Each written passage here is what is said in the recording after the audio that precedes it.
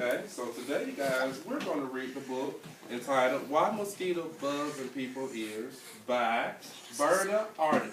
Okay, have any of you ever had that experience before where a mosquito would buzz in your ear? Right, I have as well. How did that make you feel? Does it become irritating after a bit? It makes me be annoyed. Annoyed, right, okay. Yes, sir, how did that make you feel when a mosquito buzzes in your ear? Okay? So, why might a mosquito buzz in your ear? Why would a mosquito buzz in your ear possibly? Okay? It's trying to tell you something. That's a good observation. I wonder, what would a mosquito try to tell a human? Come out me. What might a mosquito try to tell a human? Yes? Okay, that might be a prediction, yes. Can I taste your blood? Okay. Okay, pollen, okay, that could work. I think they're trying to tell me the secrets of the universe. The secrets of the universe, hey, that just might be the case, yes, Kennedy? Get off our lawn. Get off our lawn. Hey, that could very much well be. Okay, I know when I'm outside on my yard during the summertime, especially with mosquitoes. On my lawn, my yard, same thing. Okay? However, you guys, this book is actually an African folktale. Are you familiar with folktales? Yes. Cool, cool. So, on your desk, you have a graphic organizer. If you would, I would like for you to make your predictions by simply looking at the cover. But before you write down your predictions, okay, let's look at the front cover. Okay, take a good look. Let's see. What do you guys see when you look at the front cover of the book? Yes, Jennifer? Okay, a mosquito buzzing in a man's ear. Okay, and notice as he's buzzing in his ear, and notice that the look on his face. How does the guy look? He looks, maybe he could be mad, confused, irritated, annoyed, confused, uncomfortable, frustrated, okay? So if you would, go ahead and write your predictions down. Go ahead and write your predictions down. Go ahead, go ahead and write your predictions down. Okay? As you are writing your predictions, who's ready to share out? Okay? Jada, what did you predict? I think the story is about why the mosquitoes buzz in people's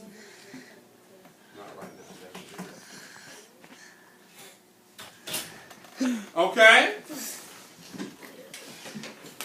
I think the story will be about people getting tired of mosquitoes buzzing in their ears. Okay. Good prediction. That's a good prediction. Okay, so what did you predict? I think the prediction is about mosquitoes are buzzing in people's ears. People are frustrated. Excellent. That's a great prediction. Okay, and one more. Jacob? I think the story is about mosquitoes bothering people. Okay. So, what we're going to do once we finish the story is you're going to check to see if your prediction was correct. Okay? So, at the bottom of your paper, you see the author's purpose. Okay? The author's purpose could either be just trying to inform you something. Do you think this book is going to try to inform you about some information that you need to be made aware of, some important information? Maybe. Maybe, maybe not. But keep in mind that this type of genre is a folktale. Or would it try to persuade you on something? Okay. Or would the purpose be to entertain you? Okay, circle which prediction do you think this book will be about. And then in the end, we're going to go back to it in conference about your predictions.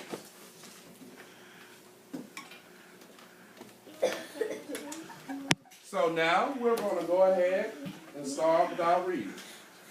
Why Mosquitoes Buzz in People's Ears by Berta Article.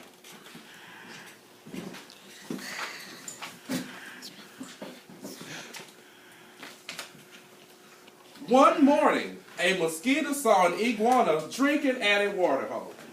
The mosquito said, "Iguana, You will never believe what I saw yesterday. Try me, said the iguana.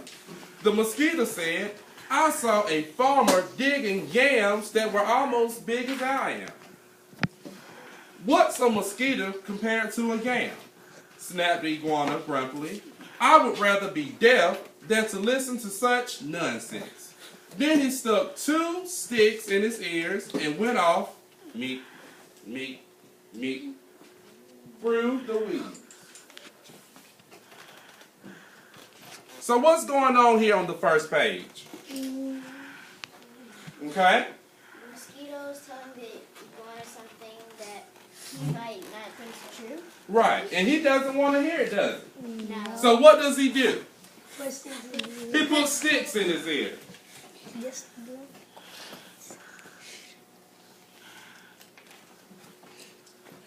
The iguana was still grumbling to himself when he happened to pass by a python. The big snake raised his head and said, Good morning, iguana. The iguana did not answer but lumbered on, bobbling his head, battering. Now, why won't he speak to me? Said the python to himself. The iguana must be angry about something. I'm afraid he's plotting some mischief against me. He began looking for somewhere to hide. The first likely place he found was a rabbit hole, and he went in it. When the rabbit saw the big snake coming into her burrow, she was terrified. She scurried out through the back way and bounded, crick, crick, crick, across the clearing. So what's going on here on this page? Okay. The python was going inside the rabbit's den, and the rabbit thought the snake was trying to eat him. Was he trying to eat him? No. What do you guys think? Was the snake, the python, trying to eat the rabbit? No. No, he was actually what? Looking for a place to hide. Looking for a place to hide. Why was he trying to find somewhere to hide? So the python was fine. Okay, but no, I'm speaking about the python. Why was the python hiding? Why was the python hiding? Because maybe he wanted to spot. He thought the iguana was planning mischief. Right, he thought, exactly. He thought that the iguana was plotting mischief against him. But was that the case at all? No. No, that was not the case at all. So what do we have there? Miscommunication. Have you guys ever been in a situation where one person may have thought or taken something one way and you meant it completely the opposite? Right, that has even happened to me before. A crow saw the rabbit running for her life. He flew into the forest crying, caw, caw, caw. It was his duty to spread the alarm in case of danger. Was there any danger? No. A monkey heard the crow. He was sure that some dangerous beast was prowling near. So he began screeching and leaping through the trees to warn the other animals. As the monkey was crashing through the treetops, he happened to land on a dead limb. It broke and fell on an owl's nest, killing one of the owlets. Wow, so a lot is going on here, right? And it all started from what? The iguana not hearing who? Python. Okay? I think it started from the mosquito because since he's the one who made the iguana not hear python, and the python thought scare the rabbit, who alarmed the crow, where the crow alarmed the monkey, and the monkey alarmed and killed the owlet by falling. Exactly. So what do you think is going to happen next? Let's make a prediction here. Now would be a good time to stop and make a prediction. So now that one of the owlets is dead, what do you think is going to happen next?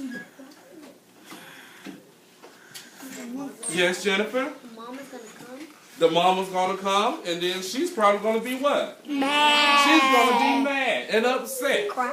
She gonna cry. Okay? Let's see what happens next. Mother Owl was not at home. For though she usually hunted only in the night, this morning she was still out searching for one more tidbit to satisfy her hungry babies. When she returned to the nest, she found one of them dead. Her other children told her that the monkey had killed it. All that day and all that night, she sat in her tree, so sad, so sad, so sad. Now it was Mother Owl who woke the sun each so that the dawn could come. Let me read that again to you. Now it was Mother Owl who woke the sun each day so that dawn could come. But this time, when she should have hooted for the sun, she did not do it. The night grew longer and longer. The animals of the forest knew it was lasting much too long. They feared that the sun would never come back. So Mother Owl, she went into a state of depression, right? Pretty much. She was sad, she was depressed that one of her owlets had died or was killed. Okay?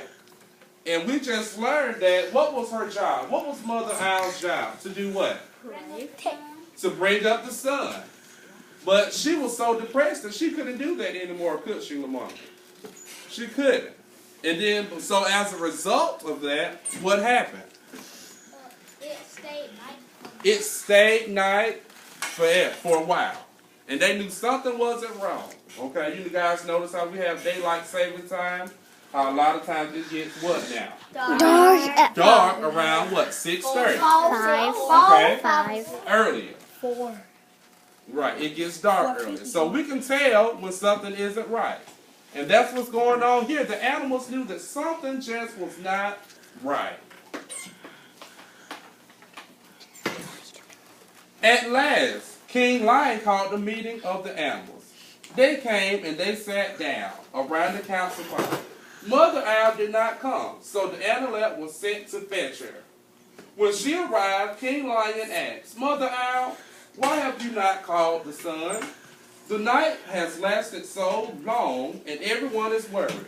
Mother Owl said, Monkey killed one of my owlets. Because of that, I cannot bear to wake the sun. The king said to the gathered animals, did you hear? It was the monkey who killed the owlet, and now Mother Owl won't wake the sun so that day can come.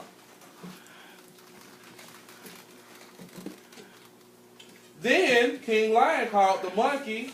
He came before him nervously, glancing from side to side. Monkey, said the king, why did you kill one of my mother's owl's babies? Oh, king, said the monkey, it was the crow's fault. He was calling and calling to warn us of danger, and I went leaping through the trees to help. A limb broke under me, and it fell on the owl's nest. The king said to the council, so it was the crow who alarmed the monkey, who killed the owlet, and now Mother Owl won't wake the sun so that the day can come. Then the king called for, who you think next? The crow. He called for the crow next. That big bird came flapping up, he said. King Lion, it was the rabbit's fault. I saw her running for her life in the daytime. Wasn't that reason enough to spread an alarm? The king nodded his head and said to the council, so it was the rabbit who started the crow, who alarmed the monkey, who killed the owlet, and now Mother Owl won't wake the sun so that day can come.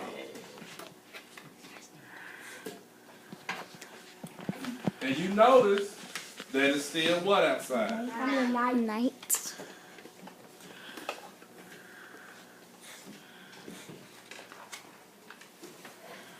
Then the king lion called the rabbit.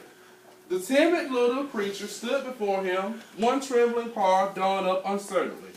Rabbit, called the king, why did you break the law of nature by going running in the daytime? Oh, king, said the rabbit, it was the python's fault. I was in my house minding my own business when the snake came in and chased me out. The king said to the council, so it was the python who scared the rabbit, who started the crow, who alarmed the monkey, who killed the owlet, and now Mother Owl